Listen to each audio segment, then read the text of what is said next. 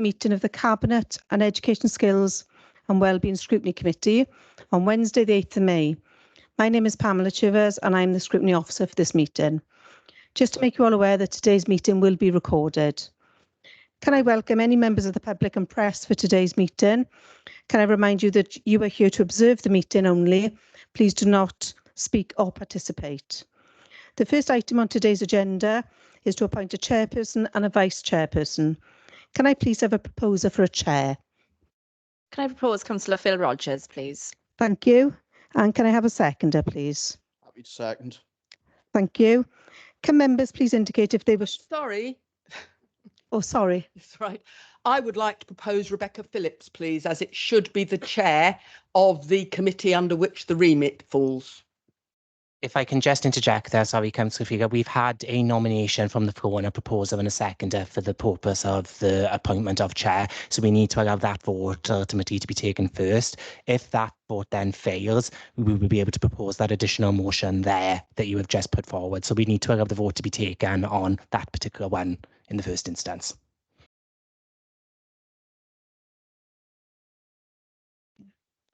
So can I just check, members please indicate if they wish to abstain?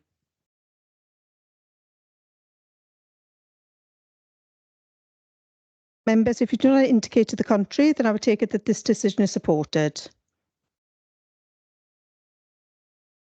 There are no indications to the contrary, so please can Councillor Rogers take the role of chair.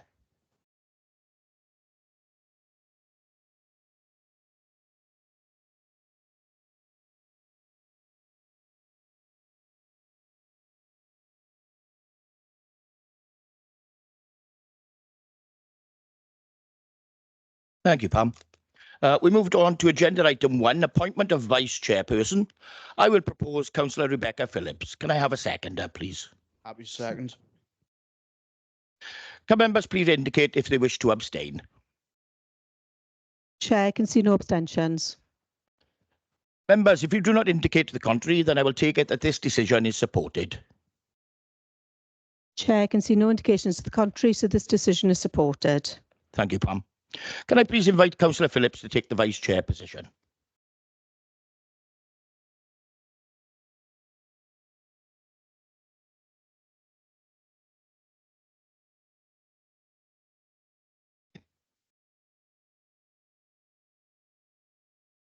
Agenda item 2, Chair's announcements.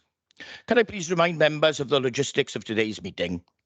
We will firstly take the joint meeting of Cabinet Education, Skills and Wellbeing Scrutiny, where the Pontardawe swimming pool will be discussed. Following the conclusion of the Joint Scrutiny Committee, Cabinet will meet to take the decision. If you're attending virtually, you will have received a separate invitation for the Cabinet meeting. In addition, can I refer you to the protocols for hybrid meetings, which have been previously circulated? Please can you ensure that your phones are switched to silent for the duration of the meeting and that your microphones are muted when not speaking. If members wish to speak or ask a question, could you please raise your electronic hand or physical hand if you're in the council chamber? Also, for those in the chamber, please use a microphone when speaking. Can I please remind members that all questions should be directed in relation to the report that is being considered today. Agenda item 3, declarations of interest. Can members please indicate if they had any interest to declare? I can see Councillor Phillips as a declaration. Thank you. Thank you. Yeah, just declaring as a member of Celtic Leisure, and my children have lessons in Pontardawe swimming pool. Thank you. Thank you, Councillor Phillips. I'd like to bring Craig in at this point, please. Thank you, Chair. If I can just remind members as well that any members who are paid members of Celtic Leisure, if they could also declare a personal interest for me in that regard. The Standards Committee has granted you a dispensation to be able to speak on matters that do relate to Celtic Leisure, but just for the record, if I could ask anyone to additionally indicate if they are a member of Celtic Leisure, please. Could I bring in Councillor Goldup-John, please? Thank you, Chair. Just noting what Craig had to say, I'm also a member of Celtic Leisure. Thank you, Councillor Goldup-John. Are there any other declarations of interest, please? Thank you all. Can I bring Craig in at this point as well, please? Thank you very much, Chair. So I just want to address a particular point for members before the scrutiny session starts today. And I understand that following a pre-briefing this morning, there was a question as to certain matters as to whether they could be considered or not as part of any debate or consideration. The point I just want to bring to members' attention is that if you wish to make reference to any sort of previous decisions that ultimately have been taken, you are able to do so, provided they are relevant ultimately to the issue that is going to be before us for consideration today. So what I will do is I'll be listening out for questions, and if I do feel that there are anything which is straying away from that point, I'll have a quick chat with the chair and I'll make him aware of it, because the key element is to keep us focused on the debate of the subject matters today. It's not an opportunity to reopen decision making which has taken place previously and to look at the merits surrounding those proposals. So it's just a gentle plea from myself, for members, to try and keep it focused to the subject matter which is before you in the report today, which is the ongoing matter of Pontardawe Pool, the closure and the feasibility study that's being proposed. So just for me to put that on the record, Chair, at the beginning of the meeting. Many thanks, Craig. Thank you. We'll move along now to agenda item 4, pre-decision scrutiny. These are on pages 7 to 36 of the Cabinet agenda pack. Andrew, would you like to give a brief overview of the report before members go into questions? Yep, certainly, Chair. Thank you very much. And as I say, it will be a brief overview and then happy to take any questions. I take members back to November 2022 when this council received a report from Arup consultants to do with the condition of Pontardawe swimming pool. We received a report at that time to say that the building fabric, the mechanical and electrical engineering aspects of that facility were deteriorating, and that even after a substantial prop-in scheme, which they recommended, the building would have a shelf life essentially of just 2 years. So that was November 2022, and of course that 2 years is up this November 24. So this report centres around recommending to members a managed move of the closure of Pontardawe swimming pool. I'm sure members, particularly local members, can remember at that time in 2022 there was an emergency closure of the facility because for that, I think it was closed for about up to 3 months when that prop-in scheme was being installed in sort of the underneath the pool area in the plant room. And any emergency closure of a public building, of course, is very, very difficult to manage. So this recommendation is around a planned closure. That said, the report does make reference to at any point there could be the building could deteriorate to the point where an emergency closure, even if this report is recommended and approved today, between now and the end of August, if the building were to deteriorate to a point where it became unsafe for public use, then we still would be in a position where there is a risk of an emergency closure, but hopefully it won't get to that. So, as I say, it's in fairness to the staff at Celtic, and obviously, you know, we need to make plans for those if the building is going to close. But also the users of Pontardawe swimming pool, we need to have time to be able to manage and displace those in a controlled and measured way. So that's why we are recommending a planned closure of the facility. And I'm happy now to take any questions, Chair. Many thanks, Andrew. We'll now move to members' questions then. I've had quite a few indicate initially. We'll move to Councillor Richards first, please. Diolch yn fawr iawn, Cadeirydd. As the County Councillor for Pontardawe, I want to start by acknowledging the overwhelming strength of feeling in our community regarding the future of Pontardawe swimming pool, with over 2,500 signatures on the recent petition. And I've also received a paper petition from an aqua aerobic group who have had signatures from over 500 users. So it is clear that the issue is of paramount importance to our residents. And as representatives of the people, it's imperative that we listen to their concerns and advocate for their interests. With that in mind, I urge the committee to allow a thorough discussion of the proposals before us, and our community deserves nothing less than our fullest attention and dedication to finding the best possible outcome for all.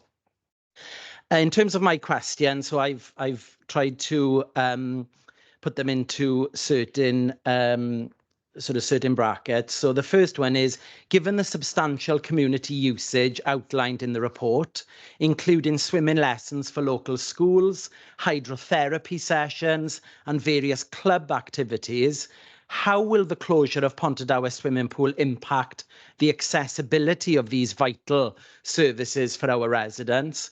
And considering the identified risks associated with the deteriorating condition of the pool building, what measures have been explored to address these these safety concerns whilst ensuring uninterrupted access to swimming facilities for the community? Andrew? Thank you. Yeah, thank you, Councillor Richards, for those questions. And I think, correct me if I'm wrong, if I don't quite understand the first. I think you said the first one is about the impact on the substantial users as detailed in the report. Obviously, if you look at the IIA, you'll see that the council certainly accepts that there is going to be a detrimental impact to all the user groups associated with the pool. I mean, that's quite common sense, really. If you think about it, it is a very busy public resource. Obviously, its closure is going to have a detrimental impact. The mitigation for that hopefully will be relocating some of that programme over to Neath Leisure Centre and other local leisure centres. But I don't think we're in any way, shape or form trying to hide behind that there won't be any detrimental impact. There quite clearly will. And I think as officers, we certainly accept the fact that there is a need for a replacement pool. It's just that there's no identified funding at the moment. So going on to your second question, which I think is about the safety concerns.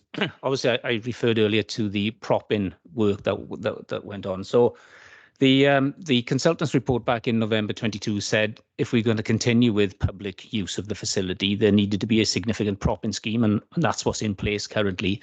But added to that, and this is sort of as crucial, is a constant monitoring regime, an inspection regime by skilled and qualified people, and not within the council, but independent people who go in there on a regular basis and just make sure that that prop-in scheme is still fit for purpose and is doing the job that was intended to do, and it is still safe for public to use the facility.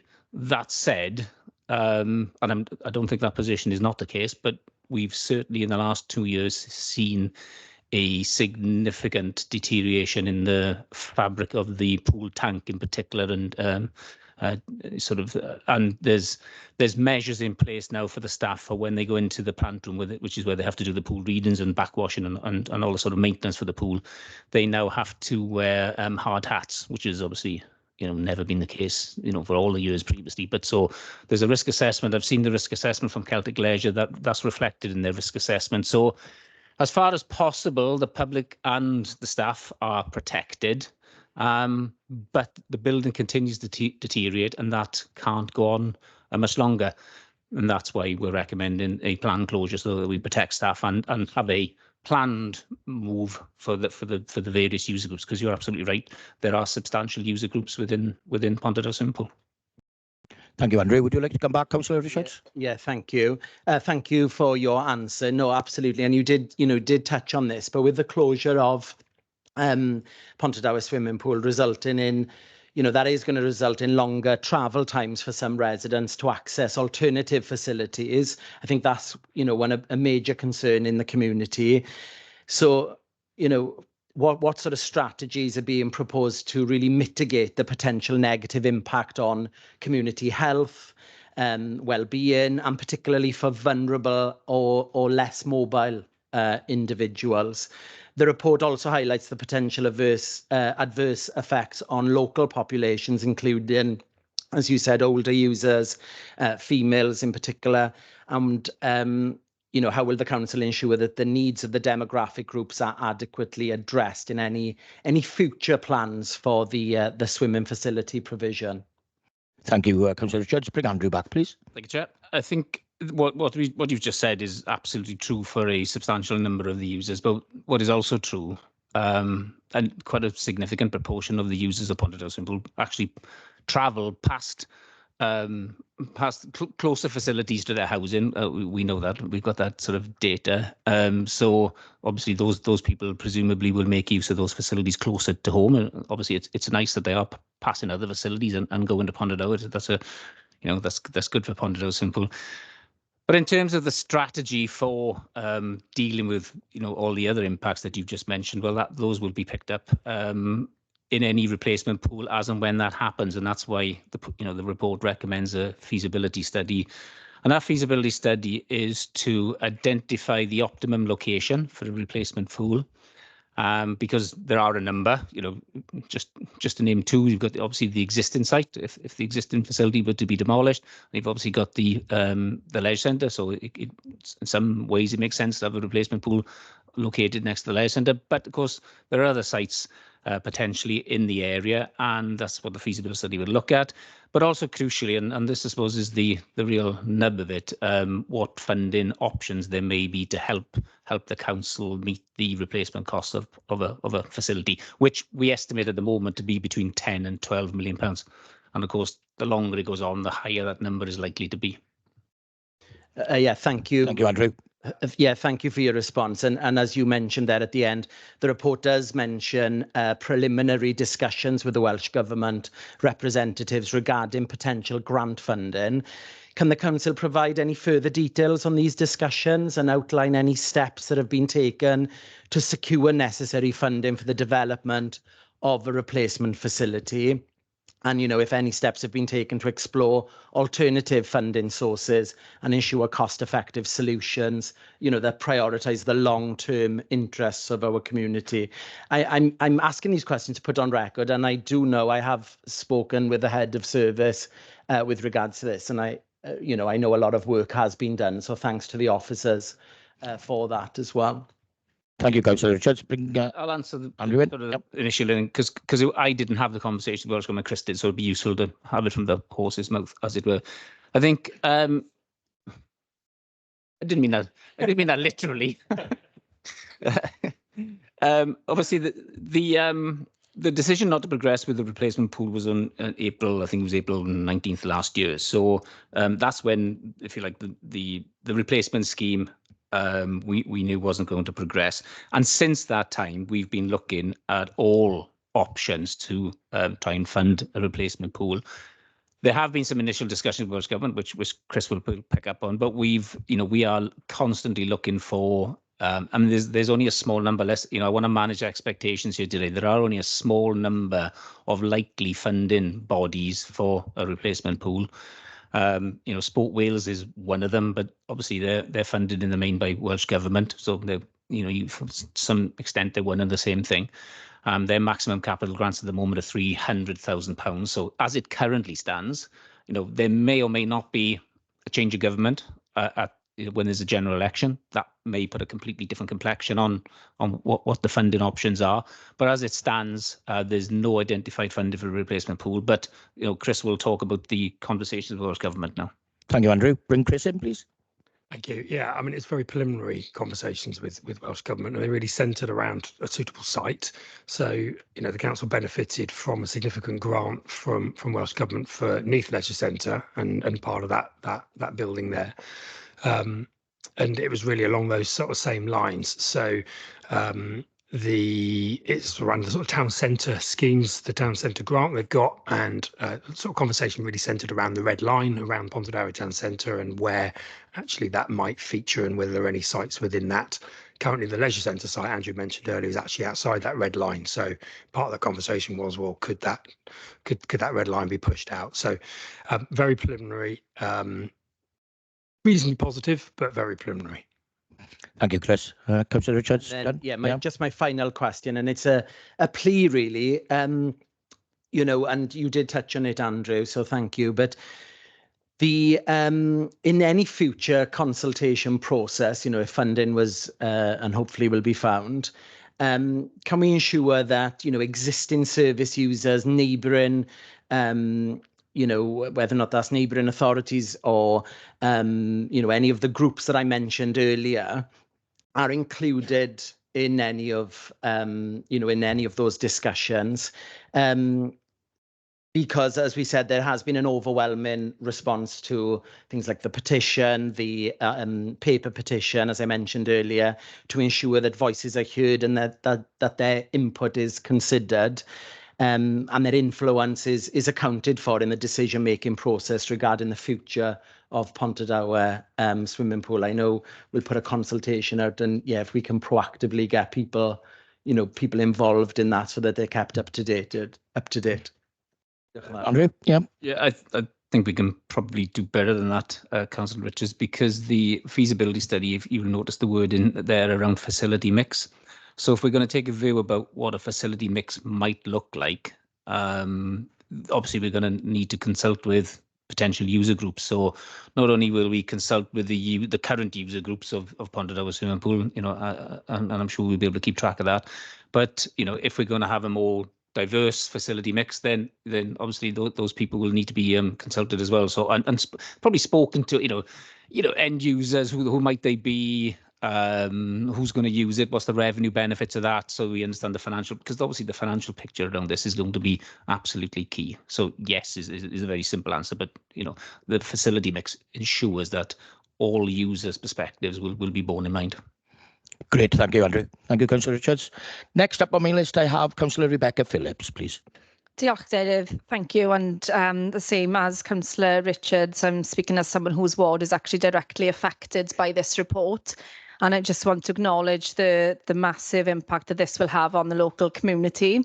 You'll see in the report that the pool has been at its current location since 1974. And I know many staff members personally, and I know they've worked at the pool for many, many years.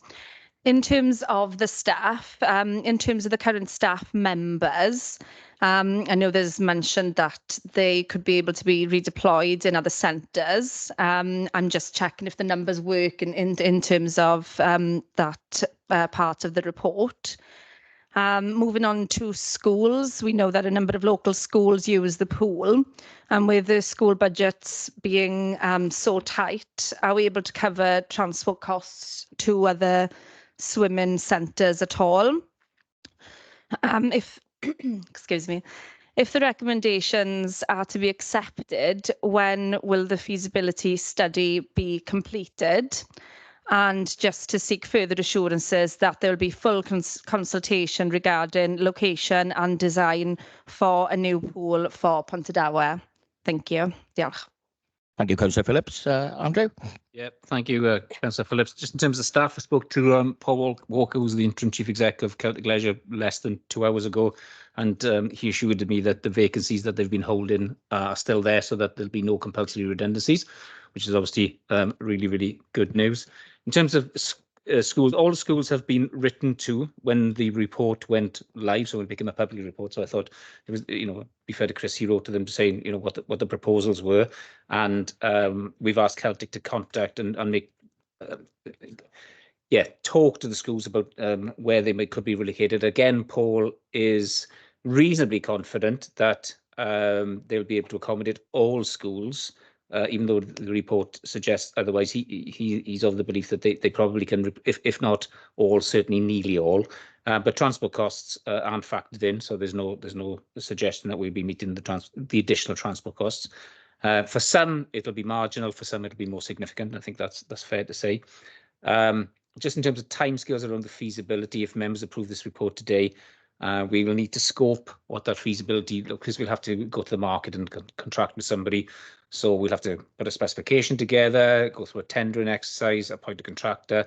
So by the end of the year, we should have a report which is exactly what we've asked for. And so we'll have an idea about what the suitable locations are, what the cost might be, and what the funding options, and what the public have said about what sort of facility mix they may want to enjoy. And obviously, if we're going to do that, then obviously that will be brought back to members, and therefore that consultation with members will be built into the programme. Thank you, Andrew. Councillor Phillips. Thank you. Yeah, just one final question. I was just wondering if there were any problems detected with the pool prior to 2022. The reports on the fabric of Pontardawe swimming pool go back to a long time before 2022. Yeah. Thank you, Councillor Phillips. Next up, I have Councillor Rob Wood, please. Thanks, Chair. Looking at the report, it seems rather like a fait accompli. You know, it's there's a definite tone to it, and that's why my questions would be on the report today. I'm fortunate enough to be in an area that has a swimming pool, and you know, I think Neath, Talbot and Pontardawe, being the primary towns, need to have their own pool. I was a bit disappointed, really, to see, you know, things like these feasibility studies, you know, the wording around that. As the local members alluded to, these can be open-ended, you know, and go on for years. In some ways, it's like a punt of spending £30,000 on getting information back that you already know. Nobody's going to say that they don't want a swimming pool in Pontardawe, are they? The other questions I have on the report is with the recommendations. There's 6 recommendations on this report, and all of them say, apart from recommendation 4, where it uses the word potential, investigate options, they all say no new pool. And I mean, what this report had the ability to do today was to give members a concrete, pardon the pun, guarantee that you'd build a new pool in Pontardawe. I mean, funding, yes, that can come later. But if the report says it's going to give a guarantee of a new pool, then that's what we should be saying to residents. And I sympathise with the people in Pontardawe, because if they lose their pool now, which is inevitable because of the condition of it, but not saying that they're going to be guaranteed a new pool today is doing those residents a disservice. Thanks. Thank you, Councillor Wood. Andrew? Yep, thank you. Yeah, thanks, Councillor Wood. I don't think it's in any debate, certainly from an officer's point of view, that Pontardawe needs a pool. I think you're absolutely right there. So that isn't up for debate.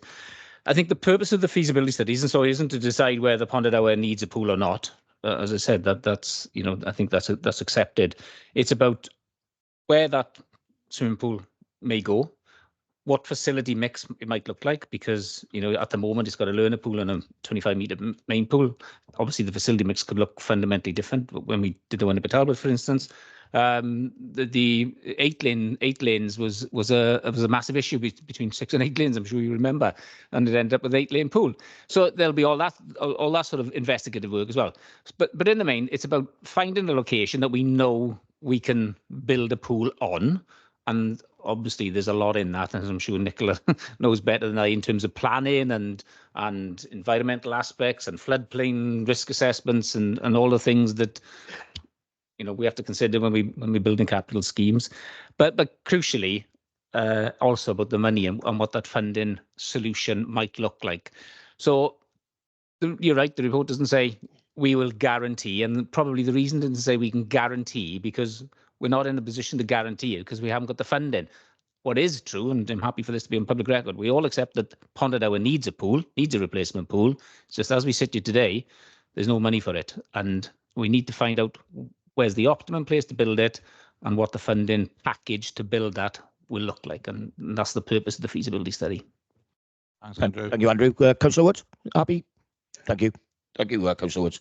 Next up is Councillor Sean Percy, please. Diolch, Cadeirydd, thank you.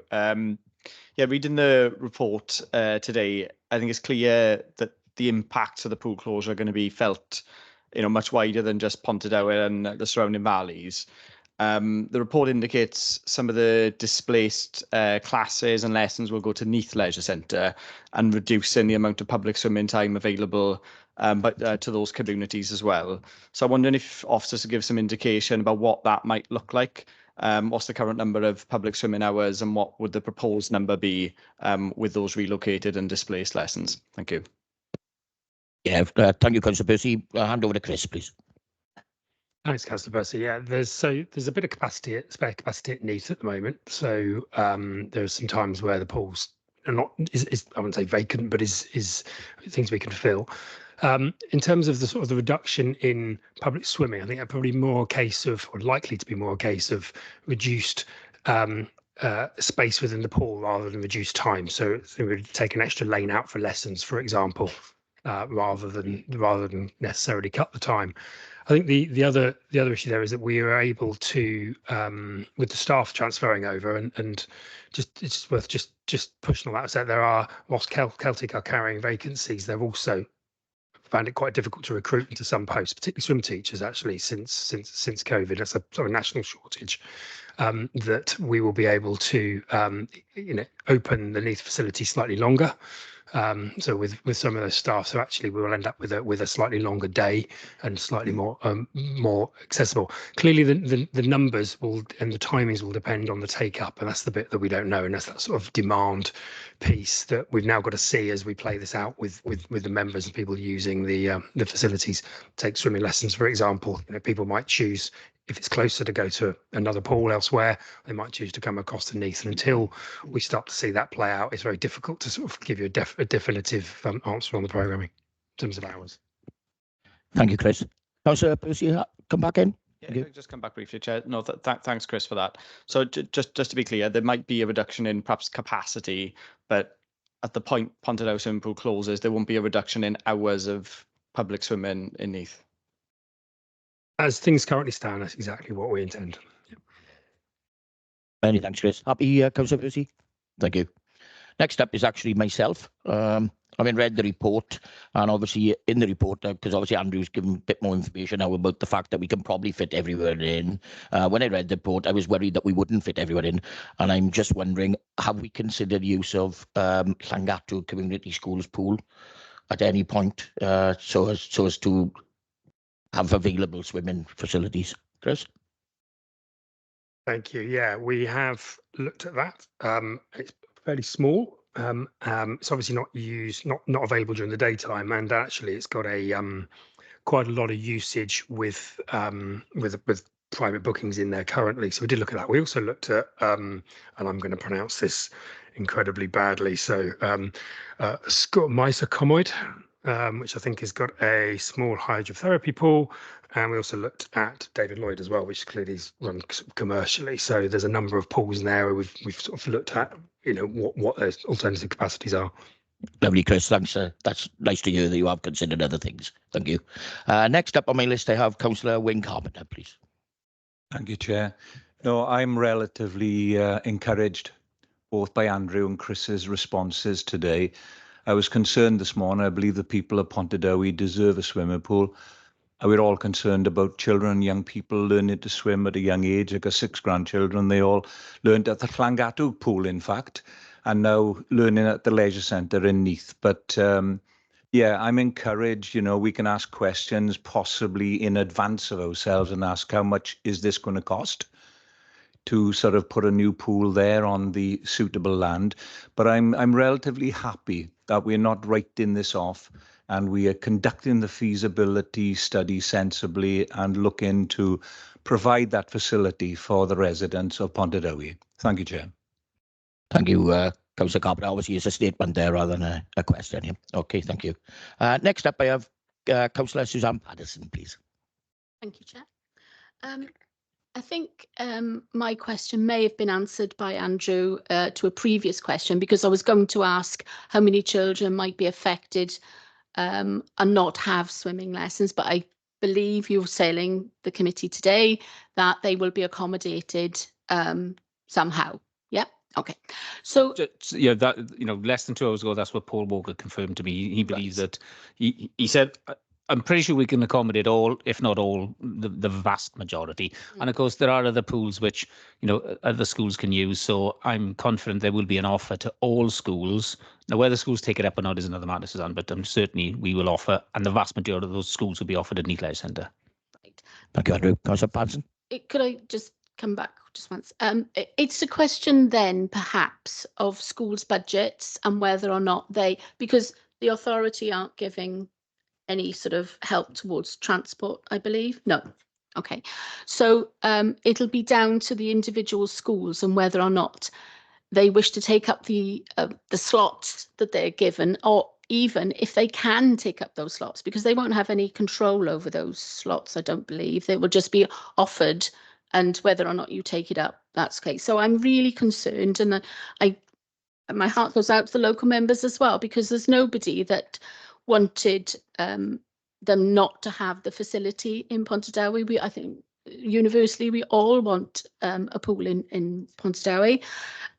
So I'm concerned really that it'll all just come down to cost, and maybe the schools might be asking parents and guardians for an additional transport fee to help them. I mean, parents want their children to have the skill of learning to swim, no doubt, but some may and some may not be able to afford to help the school out in that respect. So have we got any information? I mean, it's very early days, I know, because this report is only here today, but maybe we need to start tracking what the response is from the local schools and whether or not those children are indeed going to be able to take up that opportunity of learning the very necessary life skill of swimming. Because even in the mid Wales, we have pools and lakes and all sorts of things that children may come into contact with. I'm from Beach Ward, but you know, all children need to learn to be able to swim, and I'm just a little bit concerned that it might only be affluent ones. Thank you. Thank you, Councillor Patterson. I'm sure that this will be monitored. Do you want to come back in, Andrew? That's exactly right, Chair. You're right, Suzanne. We've obviously just written out to the schools to sort of say this has been reported today, but it will be very easy to track, you know, which schools are not taking up the offer. The only thing I will say about the schools, and it's true to a certain extent, whilst they don't have any control over which slots are offered, because there's only so many slots and there's a lot of schools, they have control over their curriculum and what they deliver on a week-to-week basis. So they've got flexibility if it's a priority for them. But they've got to balance everything. I mean, they've got to deliver the curriculum, and they've got to balance costs. And so I'm not suggesting it's easy at all, but at least we will be able to know who's taken it up and who hasn't. Lovely. Thank you, Andrew. Okay, Councillor Patterson. Thank you. Next up, I have Councillor Nathan Goldup-John, please. Thank you, Chair. I don't think anyone will disagree that there is a need to replace the pool in Pontardawe, and just within the comments so far from officers and committee members alike, I think there is consensus to do that, so the ambition and the desire is there. My question is more with regard to the scope of the feasibility study itself. Having gone through the budget process recently and in the report, we know that the pools do require a large amount of subsidy, and simply put, it takes a lot of energy to warm up thousands of gallons of water and then keep it warm. So considering the pool, the council will be building a new pool from scratch, will we be considering complementary uses to this facility to reduce the operating costs of the pool?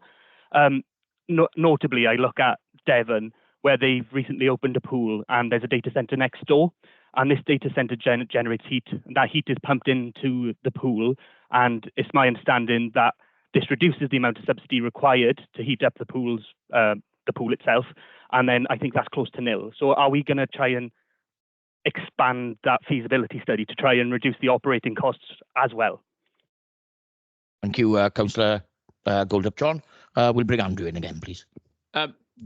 The answer to that question is yes, but I don't want to mislead members either.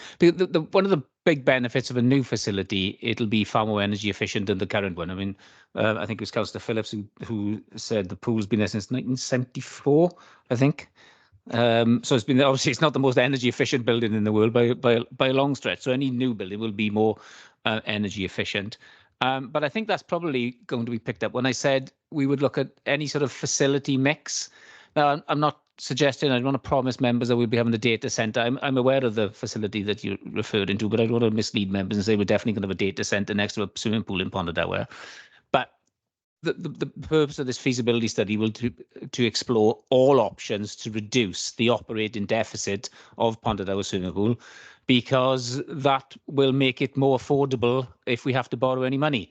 Now, to what extent we can achieve that, you know, a lot of that depends on sort of, well, a range of factors, where it could be built, the size of it, what's that facility mix look like.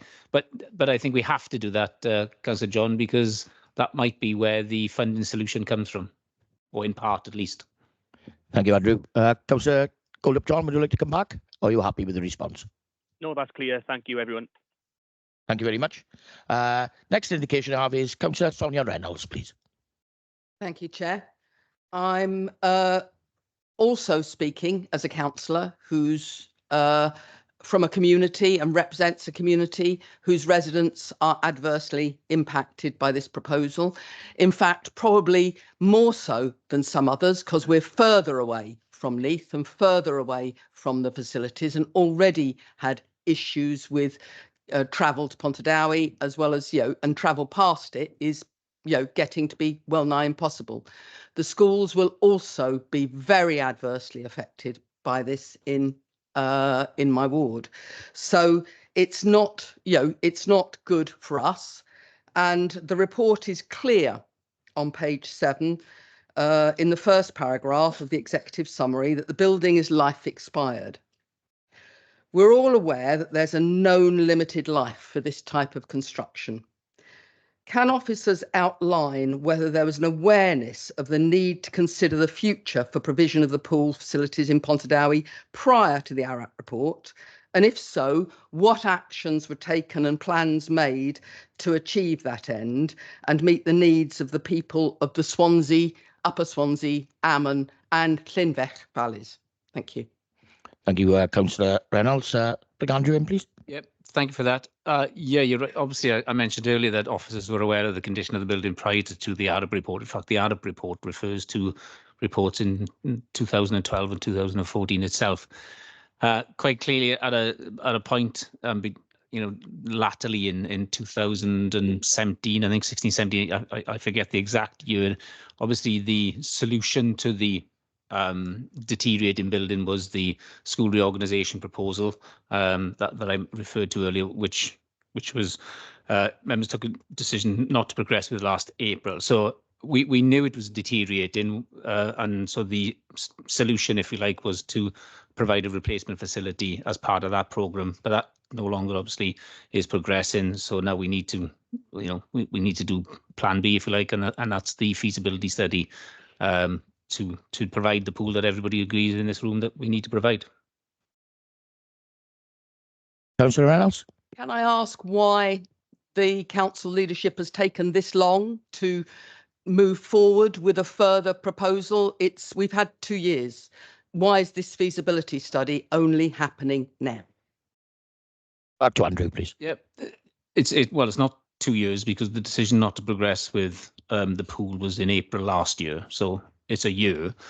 And during that time, as I mentioned earlier, throughout the last year, we've been having discussions with government. We've been keeping an eye out for potential funding solutions. There simply haven't been any. So even if we commissioned a feasibility study a year ago, we wouldn't be any further forward now, because as we sit here today, there are no funding solutions. And that's going to be the sticking point going forward. As I said, I don't want to mislead members. We all agree that we need to provide a pool. We've got to find a funding solution, and that's the purpose of the feasibility study. But nothing's lost as a result of.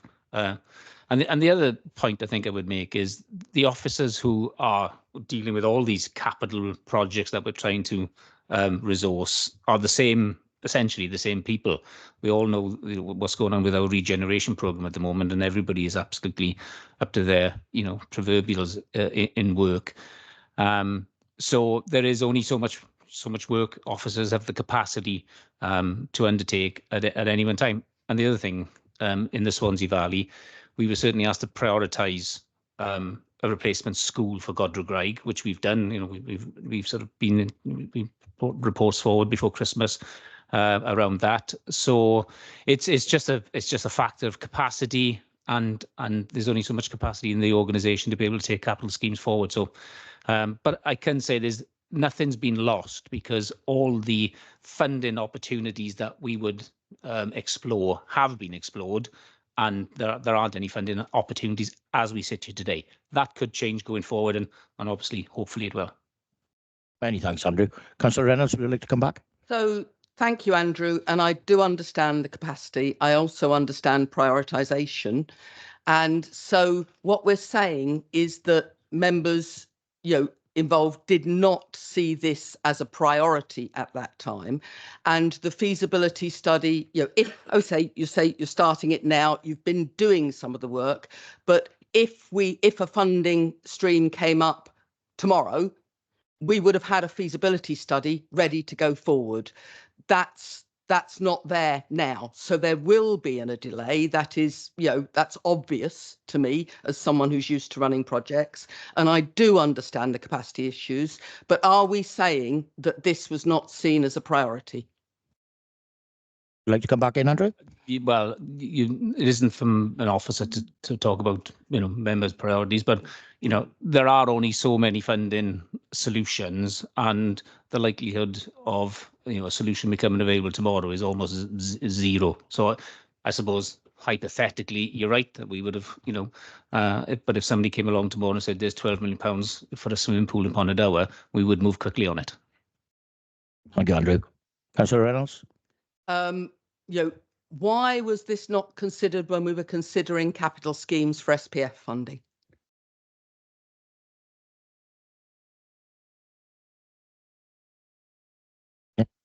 Nicola, please.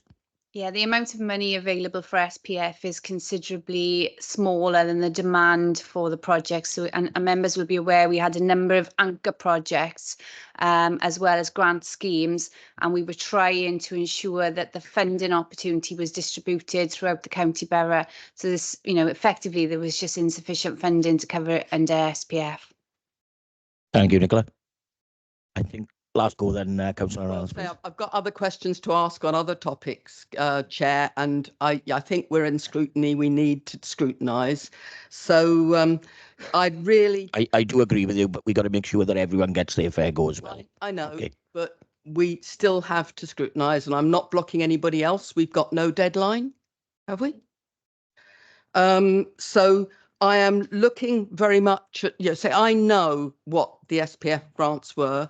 There could have been an application within one of the other funds for the amounts to cover the feasibility study. There could have been consideration of this going forward. I'm just, making that point. I want to know as well, given that the Amman Valley is not mentioned in this report, whether there has been any approach made to Carmarthenshire County Borough Council, or will be, about use of their pool in Ammanford for residents in the Amman Valley, because that is a consideration and would reduce travel at that point. I wish to again make the point on additional support for schools' transport costs, because there are real concerns about that. There are already schools who aren't being able to offer swimming lessons, and I understood that it was a legal requirement at one point for schools to offer swimming lessons. The money from the site, is that being ring-fenced going forward? Will that be considered in the feasibility? And I'd wanted to identify the location of the pool, and the fact that residents in Pontardawe have already expressed concerns that if the pool is to be replaced, the current site is no longer suitable due to parking, traffic, etc. And will that be taken into consideration? Can we just give Andrew a chance to respond to those, please, Councillor Reynolds? Thank you. Certainly. You make a very good point about the swimming pool in Ammanford. I think, have we considered that? Yeah, so the Ammanford one, so we focus really on pools that are in 20-minute drive time of the Pontardawe, which the Ammanford one's outside of. So I have had a conversation with my colleague in Carmarthenshire. He is aware of this, sort of flagged it to him on the basis that he might get some questions, I'm quite sure. More than happy to pick that conversation up with them if we feel as though there's a need with the schools or any particular users in that area. Just I responded to the school funding question. I certainly was agree with you around school funding generally. I said at the moment there's no proposal to supply additional funding. Obviously, we fund the school swimming programme, but we don't fund the transport costs. The money for the site and the parking issue is exactly why we're suggesting the feasibility, because you're absolutely right. I used to run Pontardawe swimming pool. The car parking has always been woefully inadequate. And if the site is demolished, it will have a capital value when presumes, and that will be factored into any funding package that we might bring forward for a replacement pool in the future. Thank you, Andrew. Councillor Reynolds? And just a final one, you'll be pleased to know, Chair. Will we be seeing the terms of reference for the feasibility study? I've certainly got no issue with that. Yeah, it's a. I'm not sure it's the terms of reference. It'll be a specification, but it's the same thing, really. Yeah, yeah. Lovely, thanks, Andrew. Can I bring Craig in a second, please? Just to add from a scrutiny perspective, obviously with our new scrutiny model, it's something that could be looked at within the remit of the scrutiny committee going forward. So just a note there that if members wish to consider that element, the scrutiny committee will be a good place in which to do that. Lovely, thanks, Craig. Councillor Reynolds, you happy with the responses? Thank you very much. Are there any other questions? We'll go to Councillor Rob Jones first, please. Yeah, thank you, Chair. A couple of observations for Andrew and his team, and one or two questions. Going through the IIA, page 11, there's a negative impact on all the protected characteristics going forward in relation to the closure of this pool. And I don't think anyone is under any illusion that the loss of this facility is going to heavily impact in the Pontardawe and wider areas. And I don't think that we can afford to lose the school, but common sense tells us that we have to lose the school on the health and safety grounds as outlined in the pool, on the grounds of health and safety, and those that we cannot ignore that. The concern going forward is the impacts that have been highlighted in the IIA. And it says on page 12 about seeking a new facility that meets modern users' needs. It has a negative impact on the valleys. The workforce implications is a little bit sketchy with the way that it's written within the report on page 12, because it uses terminology like it's anticipated of the redeployment of staff and avoiding, where possible, compulsory redundancies. I'm wondering, linked to that, has the decision to delay Celtic coming in-house, will that impact directly on the workforce? So that's one question. The capacity also concerns me in relation on page 9, where it's saying that 30% of the users of the swimming pool actually come from outside the area. Have we looked at the impact that this will have in the locale, like you've said, in Ammanford and what have you? And it also says in the report on page 9 and the IIA at 1E on page 16 that Neath hasn't got the current capacity to take all the transfer from Pontardawe swimming pool to be able to cope with the demand and the requirements. Councillor Reynolds, my colleague, has already mentioned about the legal requirements in relation to providing swimming lessons for primary school children. One of the things that really concerns me, and I'll finish on this with this question, in the discussions and the reports that have come previously to the committee in 2022 and 2023 and the decisions subsequently from those reports, on page 23, it says about the feasibility study to replace the swimming pool. You have, and you will correct me, I'm sure, on numerous occasions warned of the lack of funding in those two previous reports, and you've said it today in this meeting, of the limited amount of funds from Sport Wales, etc., etc. So no one is under any illusion here, either online or in this room. Can you categorically say what is the likelihood of securing funding, bearing in mind the budget for next year is already looking dodgy, Welsh Government is saying about cutbacks? What is the likelihood, realistic likelihood, that we are going to be in a position to replace a swimming pool in the valleys that will cover the residents of the Upper Swansea Valley, the Amman and Llinvi valleys?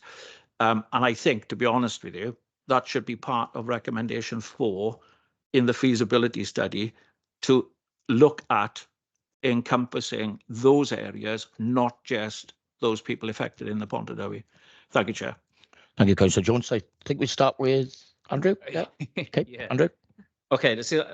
Again, Councillor Jones, if I miss one, just let me know, and Chris might come in. Just in terms of the negative impacts, you're absolutely right. The IAA quite rightly talks about the negative impacts because it would be foolish to suggest otherwise.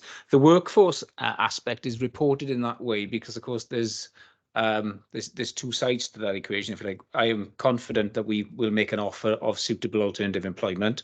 But that might not be taken up by the individual. That is their right, and therefore that's why we can't 100% say yes, they all will have a job, because somebody might say, well, I can't travel from Pontardawe to Neath or whatever, and in which case a compulsory redundancy may occur, and that's why it's worded in that way. But what I am confident about is that there will be an offer of suitable alternative employment made for all the staff at Pontardawe. So hopefully that answers that.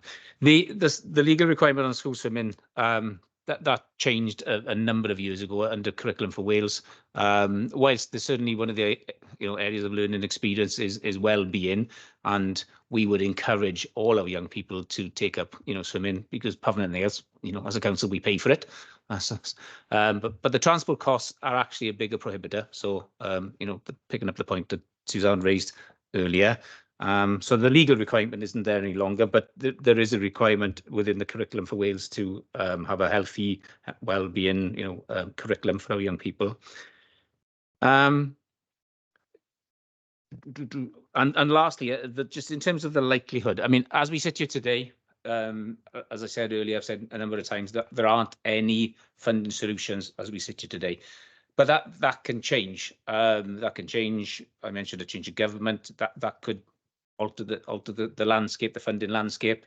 These things do happen. But in terms of Welsh government, they put considerable funding into the new Neath facility, and those are the sort of programs we're exploring at the moment. But even if we were to secure that, I think it's a modest percentage of the sort of 10-12 million pounds that's mooted in the report.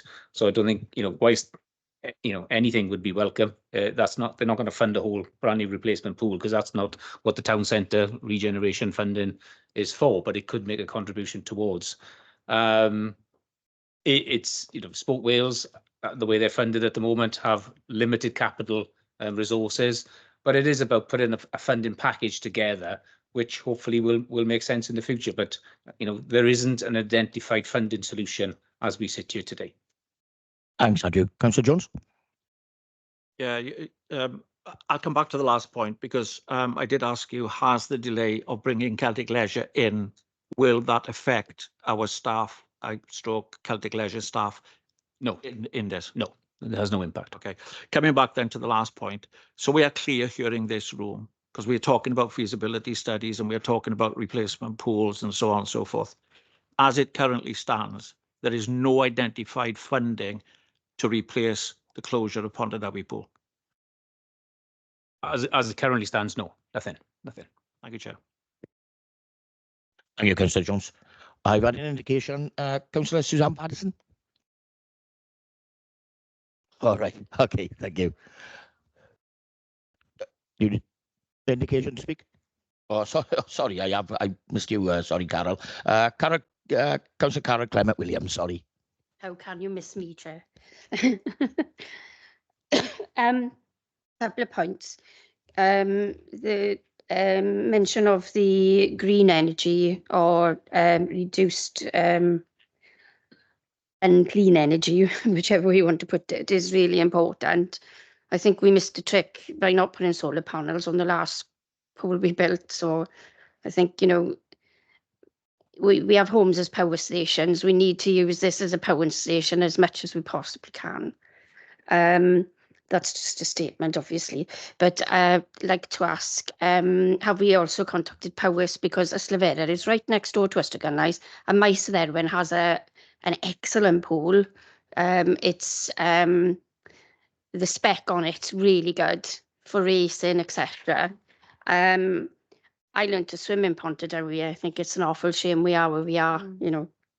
In my opinion, there was no need to be here today, because it should have been built by now. It's such a shame, and it is very personal to me. I was raised in swimming, and and I learnt it all in Pontardawe. So it's almost like a farewell to Pontardawe, really, for me. Councillor Reynolds mentioned the feasibility study from last year, and it does actually say in the report that the feasibility study needs to be done so that if grant funding does come, we're ready to go. Now, we have had funding at the drop of a hat, and especially at the end of the financial year. I know it was highly unlikely at the moment, but the sooner this study was done, the better, and I believe this should have been done in 2022. Thank you. Do you want to answer the Holmes's power station solar panel in? Yeah, in terms of green energy, absolutely, and we're currently putting in bids actually to support Wales around the green energy side for the other leisure centres as well. So that reduction in those costs is absolutely essential, as we said, for a number of reasons, not least to try and make the funding package work going forward. In terms of the question around Paris, yes, I've had contact with Paris. Their sites, I think, are operated by Freedom Leisure, and I know there'll be conversations with them. And I'm quite sure that they'll be looking to pick up some of the usage, actually, probably to our detriment. But they'll see that as more of a commercial opportunity as much as anything else, I would have thought. Thank you, Chris. Councillor Carol Clever-Williams, like to come back in? Yes, lovely. Thank you. It's a shame though, because it's not our authority having the money, but when needs must. Lovely, thank you. Are there any other questions, please? Back to Councillor Rob Jones, please. Yeah, thank you, Chair. I did suggest under the recommendations where the fourth recommendation for granting delegated authority to commission the feasibility study to investigate options for a future site and potential funding for a replacement facility. I would like to hope that that could be slightly amended by the Cabinet, that they will give a commitment that when resources are secured, because we've already identified there's nothing at the moment, that we build a pool that will serve not only the residents of Pontardawe, but the whole of the Upper Swansea, Aman and Llynfell valleys, because the negative impact that is identified in the IIA covers the whole area and covers every characteristic in those areas. So it is important that we look for a provision that covers the whole of the Swansea Valley to make sure that we cater for our community in that area as well. Thank you, Councillor Jones. I think it'll be appropriate if I bring Councillor Ken Phillips in at this point, please. Thank you, Chair. I wanted to first place on record my thanks to Chris Saunders and Andrew and all of the other officers for the work they've put in on this. Secondly, I'd like to reiterate again that the closure of the existing pool is only a matter of public safety because of the condition of the pool. I think we all understand that, but I think it's worth saying again. And the decision is not a withdrawal of support for swimming facilities in the Swansea Valley, in Pontardawe, and I take on board the comment that it has to serve. Gwaun Ward is specified in the report as suffering the impact of this. It's about, we are in that position in terms of the current pool closing, but as I say, it's not a withdrawal of support for swimming. We do need a new swimming pool. We know we need a new swimming pool. As has been said, we don't currently have the funding, but now it is about moving forward with a feasibility study to put us in the best possible position when funding does become available. The major source of that funding is likely to be from the Welsh Government, if and when it comes. I would just say to any members, if they have contacts in Cardiff Bay and can encourage them and lobby them towards providing us with funding for that, that would be very, very welcome. Thank you, Chair. Thank you, Councillor Phillips. Can I come back, Chair? One second, Councillor Jones. Can I bring in Craig, please? Just for a minute. It's just for me to make a note of the amendment, Councillor Jones, that you were proposing in that regard. So I just assume you're looking at the fourth bullet point in the paragraph, and you just want to amend it with the inclusion of terminology. inclusion of the terminology, a feasibility study to investigate options for a future site and potential funding for a replacement facility that serves the entire Upper Swansea Valley, or did you have something else in mind? No, that's along the lines to make a commitment when resources are secured to build a pool for the residents of the Upper Swansea, Aman and Llenfil valleys. I'm asking for a commitment to make sure that we're not just looking at like-for-like replacement in Pontardawe. I'm asking that if there is something outside of the Pontardawe area that would suit the whole of the area, to make sure that we facilitate the community provision there, then we don't narrow our scope under the feasibility study. And this is about the feasibility study going forward, as Councillor Phillips has said, to make sure that we cover all bases and don't just restrict that feasibility study for a like replacement in Pontardawe. If it's more suitable outside that area to cover the whole valley, that's what I'm looking for, is that commitment. There's a lot of words. I just need to try and work out what I'm writing down for the recommendation. I thought you were writing it down, Mr. Griffin. So my recommendation would be, we got it recorded, so we got my recommendation would be simple, that under part 4, at the end where it says potential funding for a replacement facility, to make the commitment that when the resources are secured to build a pool for the residents of the Upper Swansea, Aman and Llenfil valleys, including Pontardawe. Llenfil, sorry. It's been a long day already. I'm just going to I'll just write this down and I'll read it back to members at the appropriate time, so we've got that. Okay. Thank you, Councillor Jones. Are there any other questions before we have a look at the amendment, please?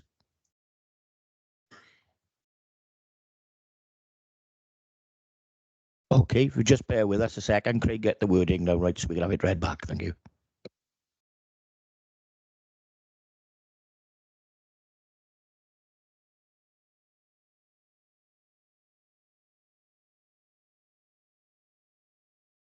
Councillor Hurley. No, while we are waiting, it's just a query.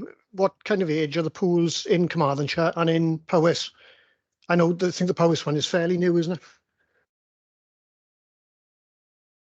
All right. I know, I was just thinking, is there other options of combined, perhaps looking at future funding or are we going out of scope then, and that makes it more difficult? Apologies if it is. Chris and I did have a meeting with some of the senior people from Powys, and I don't think they're interested in a combined, because I think that was mooted at one point. In terms of the age of Mice there, I don't think it's new. No.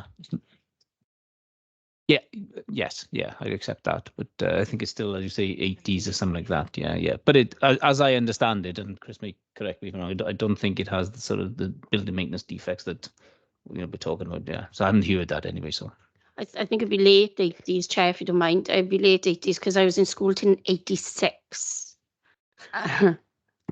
Give my age away now. And it wasn't even in planning then, so it'd be very late 80s, so a lot younger than Pontardawe would be now. Councillor Hurley. And there was only one other thing I picked up. I could see a Lido in Brynhaman, but that's obviously an outside pool that's being redeveloped, is it? It's a project at the moment, is it? Is there a Lido at Brynhaman that I can see it's a sort of ongoing project, is it? Councillor Reynolds.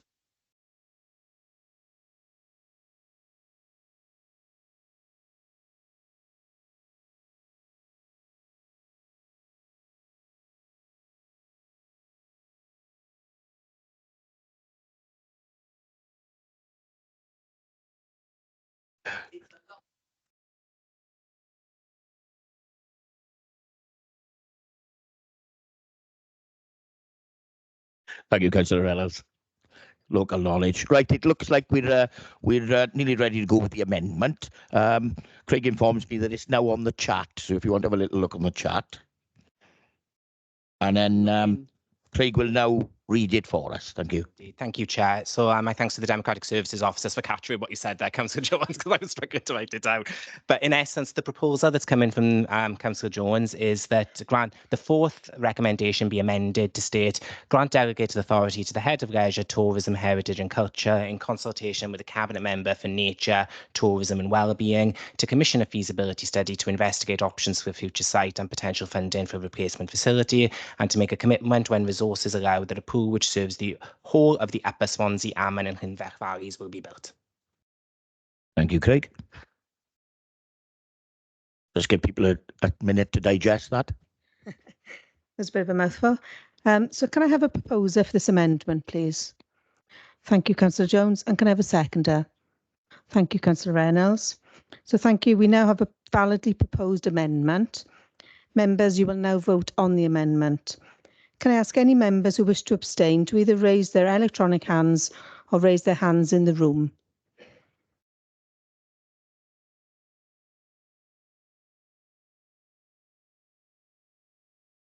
Can see no abstentions. Finally, can I ask members who would like to vote against the amendment to either raise their electronic hands or raise their hands in the room? I see no one against the amendment.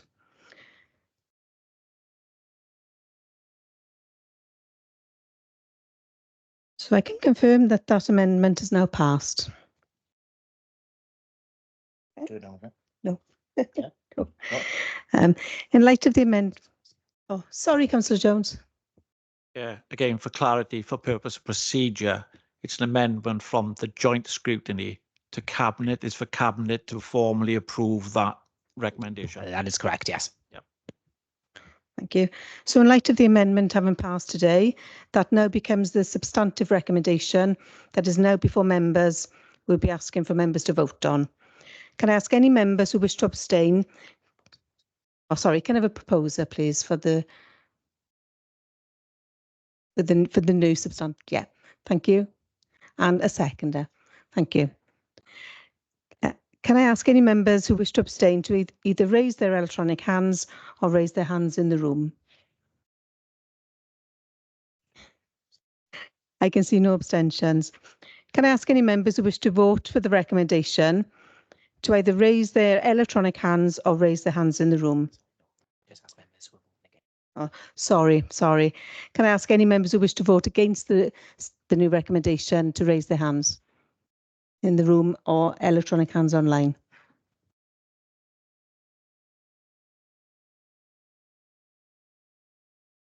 I can now confirm that that recommendation has been passed to Cabinet. Thank you. Many thanks, Pam.